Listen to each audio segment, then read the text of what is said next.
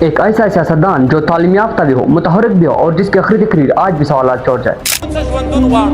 وہ کہہ رہے ہیں کہ ہمیں پاکستان فوج کے لیے نہیں بنا ہے، یہ 22 کروڑ عوام کے لیے بنا ہے۔ اور پھر اچانک اس کی موت ایک ایسے راز میں بدل جائے جس پر آج تک بحث جاری ہو۔ السلام علیکم دوستوں، میں ہوں نثار احمد خان اور یہ کہانی ہے عثمان خان کاکڑ کی۔ عثمان خان کاکڑ کی پیدائش 1961 میں اس وقت کے ہندو باغ جو اب مسلم باغ کہلاتا ہے ضلع کلاشف اللہ بلوچستان میں ہوئی۔ وہ کاکڑ پشتون قبیلے سے تعلق رکھتے تھے۔ ان کے والد سردار عبدالقیوم خان کاکڑ ایک قبائلی سردار تھے۔ ان کا تعلق ایک ایسے ماحول سے تھا جہاں روایات اور قبائلی نظام کو خاص اہمیت حاصل تھی، لیکن اس کے باوجود انہوں نے اپنی زندگی میں تعلیم اور سیاست کا ایک الگ راستہ منتخب کیا۔ انہوں نے اپنی ابتدائی تعلیم مسلم باغ کے ایک مقامی اسکول سے حاصل کی۔ بعد میں انہوں نے کوئٹہ کے اسلامیہ اسکول سے میٹرک کیا۔ اس کے بعد انہوں نے بہاولپور سے انجینئرنگ کا ڈپلومہ حاصل کیا۔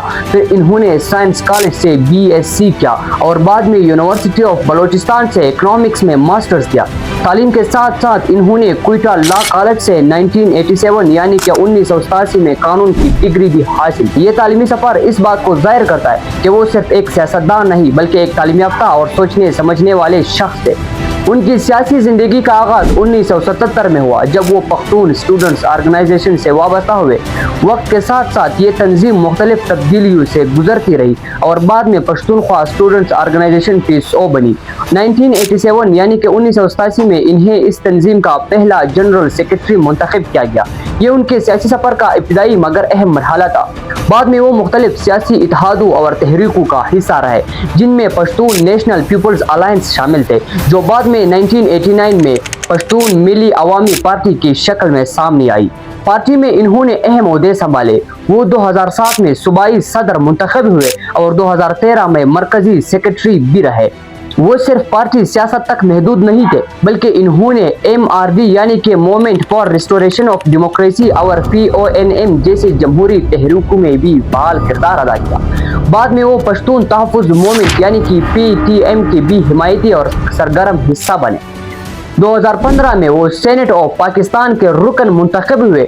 یہ ان کے سیاسی کیریئر کا ایک اہم مرحلہ تھا جہاں وہ قومی سطح پر اپنی آواز بلند کر سکتے تھے۔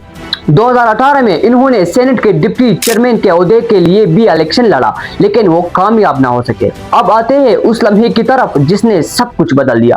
ان کی زندگی کا سب سے اہم اور متنازع لمحہ ان کی آخری سینٹ تقریر تھی۔ ہمیں یہ پریشرائز کر رہے ہیں کہ آپ جو ڈیموکریسی سے وڈرا ہو جائیں۔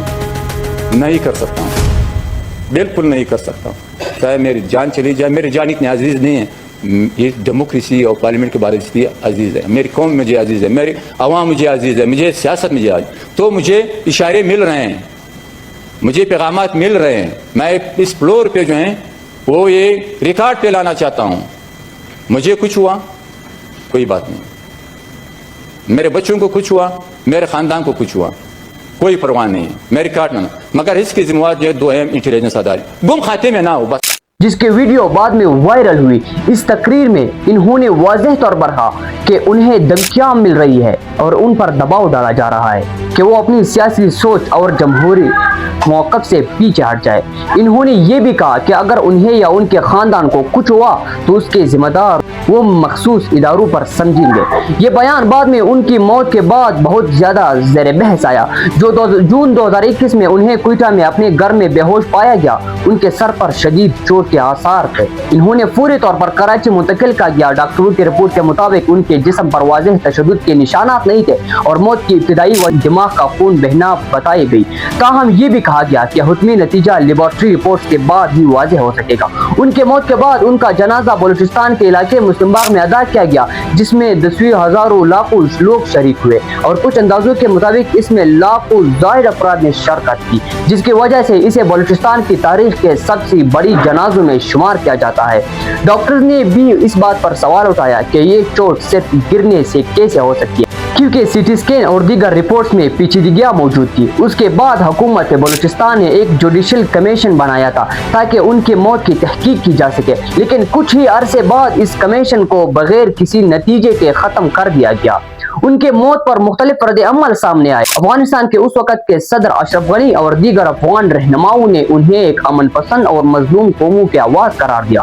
پاکستان میں بھی مختلف سیاسی رہنماؤں نے ان کی موت پر افسوس کا اظہار کیا۔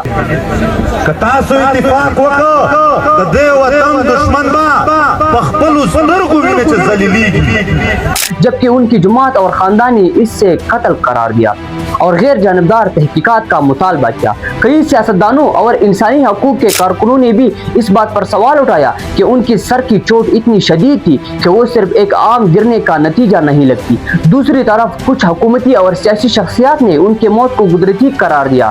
یوں عثمان خان کاکڑ کی زندگی ایک ایسے سفر پر ختم ہوئی جو تعلیم، سیاست، جدوجہد اور آخر میں سوالات سے بھرا ہوا تھا، اور آج بھی ان کی موت ایک راز، ایک بحث اور ایک سوال بنی ہوئی ہے۔